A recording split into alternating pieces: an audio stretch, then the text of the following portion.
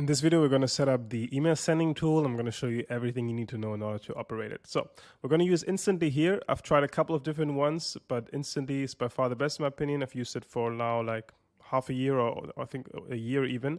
And the issue with most other email sending tools, there's a couple different ones. There's Woodpecker, Mailshake, Lemlist. Apollo also has its email sending tool. But the issue with most of them is that they don't allow you to add unlimited email accounts, which is a problem because if you can only add 1 or 3 or 5 email accounts, you can only send like maybe 50 or 100 emails per day. Imagine your future competitors. Imagine if they send 100 times the emails that you send, because there are people on Instantly that have 100, 200 email accounts per project, which is just insane. It's just impossible for you to compete. It's just facts, because even if your scripts are double as good, but their volume is 100 times as good, then they're still going to outcompete you by like 50x or something. So in order to compete, you need to add more email accounts. There's just no way around it. As much as this is a quality game, quantity is important. And see it as something, even just in terms of your target market, like 1 or 2% are only going to be right now interested in the solution that you offer. So you need to like have that volume, because it just increases your chances that you're going to hit someone that's currently interested in the solution there. So let's set up Instantly. Let me show you which plan I would recommend. So I have the hyper growth plan for the past year, because for the $37 plan, you have 1,000 active leads. So you can target 1,000 new people a month, for here 25,000. So if you're conservative and you have like maybe 0.5% positive reply rate or something in the beginning, you might get like 5 positive replies in a month. Out of those, maybe you book 2 calls. That's not really going to change your business around. So I would go probably with this one. If you want to sign up, I will try to get an affiliate link. If you want to support me, feel free to click on that one. You can also bypass it by going to instantly.ai, but your support is of course much appreciated.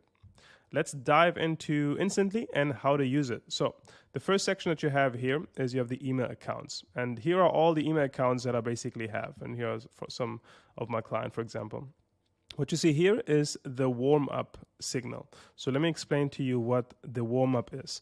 So the warm-up is basically a process where Instantly, let's say you also have Instantly and you have an email of joey@gymshark.com if that's your business, right?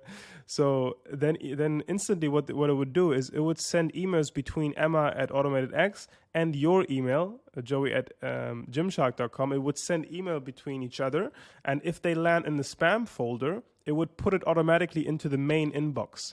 So that's why you have this little thing here called 0 saved from inbox, from the spam. So in the past like weeks here now, there was none of the emails landed in the spam folder. However, if it did, and sometimes that happens in the beginning when you just create a new email account, then it would just put it into the main inbox, which is great because that increases your deliverability. That shows Gmail, Outlook, and all of these servers that, okay, this person is sending emails and it's going to the main inbox, into the primary folder, because the spam folder is really the email graveyard. You don't want to land in the spam folder.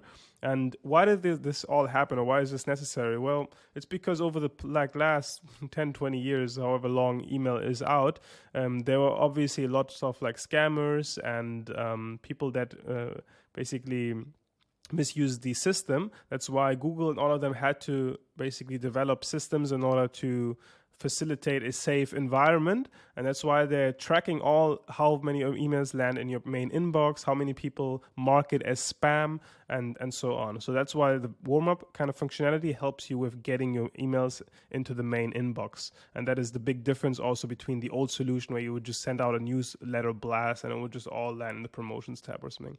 So that being said, in order to use this, you want to, when you set up a new email account, you directly want to like enable the warm-up here.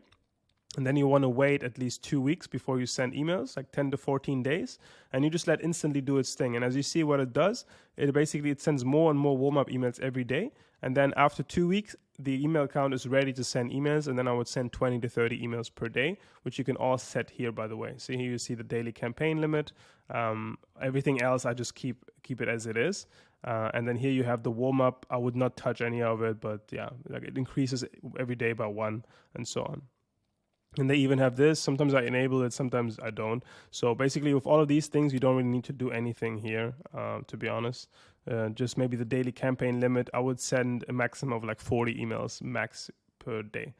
But yeah, this is the email account section. Let's dive into the campaigns. So right now here you have the campaigns, which is basically the email sequences, and you can add a new one here. So let's dive into one right here. So if I click on it, you see a couple of stats. You see how many people were contacted. We just started this one, so there was nothing going on here. The open rate is not being tracked here because I disabled it. I'm going to show you in a sec why. But here you have some stats, which step is performing how well, and so on. So in this case, we don't really have a reply here for these ones yet. Then you have the leads section, where you have a bunch of leads, and here you see the personalization that I added is contact, company, city. And if you import leads, then you can just click here on upload CSV. You can upload one. Let me quickly find one. So let's say this one, and then you can just match the things, right? Like first name, last name, company, like choose the right one. See here, like it didn't match the right one because we want this one, for example. Then you can just delete it here by clicking do not import and click here on company name. Email, of course, we need the email, unless there's some other place where the email is. Let's quickly take a look. Email. No, that's it. So this would be the email, and then that's it. Let's say you have a personalization, then you would add it here as personalization or as custom variable. So if you use it as custom variable, then you need to use the exact words here in the script, right? So I hope that makes sense. Let me show you how that looks like actually. So let me go back here. And the next section, this is the sequence section. This is where you use these personalizations. So if you used a custom personalization, here at the bottom, there's this little personalized thing. Then you're probably going to, like once you upload the leads, you're going to see it as an option here anyway. So you can just click on it, which is cool. But yeah, here we have the script. We have quick question, first name. This is a subject line that always performs pretty well. Other ones are, is this true? First name, question mark, and so on. You can use them here as well. And then you have the script. And you can preview an email to see before you send them out, before you start the campaign, you can preview it here with the leads that you have. And as you see here, this is like how one of them would look like. Hey, Michelle, love Sway property management portfolio. Look like you guys spend a lot of time carefully selecting your listed properties. Recently worked with JLL. We noticed how many documents they were processing manually every day and how much time was wasted in doing so. Is this the same for you too? So this is like a soft CTA kind of question, right? And then you can even send a test email if you want.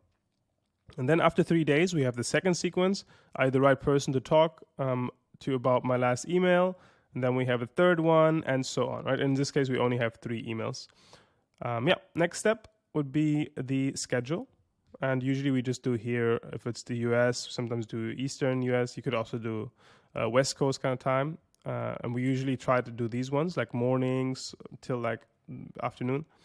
And then if you send emails to in Europe or something, obviously we choose the time zone of Europe here. And then in the options, you can select the email account that you want to send with. So in this case, we have 30 email accounts that we send with. And you want to keep all of this as it is. So stop sending emails on reply means once someone replies to one of the emails in the sequence is going to automatically stop, which is what you want. And then you have open tracking. I usually just disable it. So I click here on send emails as text only because what you have to imagine here is if you don't do this and you enable open tracking, what it's going to do, it's going to add like a code to your email in order to track if someone opens it or not, which is not necessarily bad. You can do that. But if you use quick question, is this true, and all of these subject lines, they have over 70% open rates anyways. So usually I just never do this.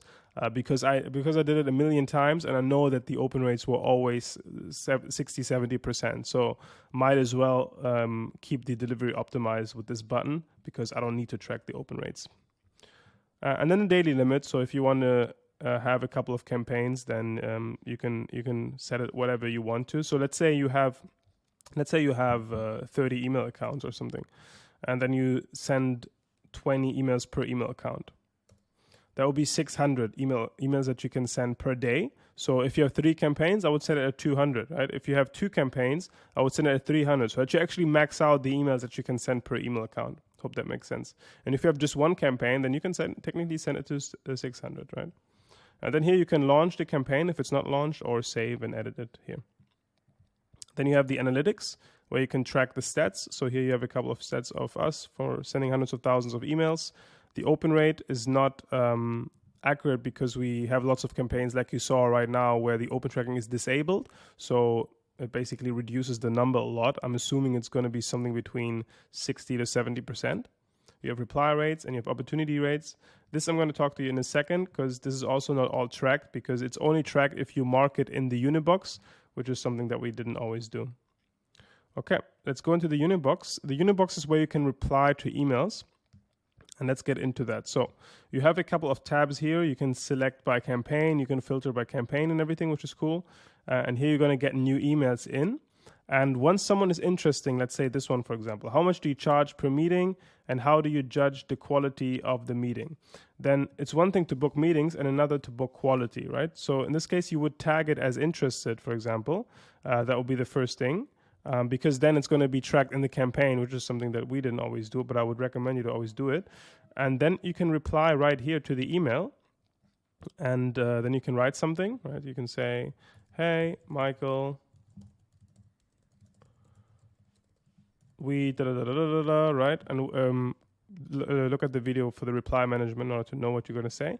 And then you can just send it. Before you send it, I would always click here on if no reply in 1 day is a little tight. Usually I do like 2 days. So if no reply in 2 days, remind me to follow up and then send the email. Technically, you'd also send it later if you do think that in the time zone, like let's say you are in Europe and they're in the US and you're looking in the mornings, and maybe you want to send it later for your afternoon or evening so that it's actually in their time zone, right? But usually anyways, I would try to answer as quickly as possible within an hour or so max, because it's going to massively increase your chance. If you can answer within 50 minutes or so, that's the best. That being said, always click on this button. Otherwise, in the future, like if they don't respond to this, which a lot of people will, then you're going to lose this lead, because you're not going to remember magically that you need to follow up with 25 people. So always click on this button, because once you do, you're going to get reminded here. So here you're going to see the reminders, and then every day you can look into those and follow up with them again. Tell them again, hey, following up on blah, blah, on our conversation, blah, blah, right? You can also use reply macros, which I can recommend you. So, for example, pricing is something that we already have a template for that. And the way you can save these is you can just click here on create, and then you can create a template. You can even use first name and everything and save it so that you can use it in the future. It's going to save you a bunch of time. All right, and that's about it. The settings are just for billing and all of that stuff. That's it when it comes to the Instantly setup. Let's see if we have something else over here. We talked about creating the campaign, the best practices, and we talked about the Unibox. So that's all when it comes to Instantly. If you have any questions, let me know so I can help you out there. See you in the next video.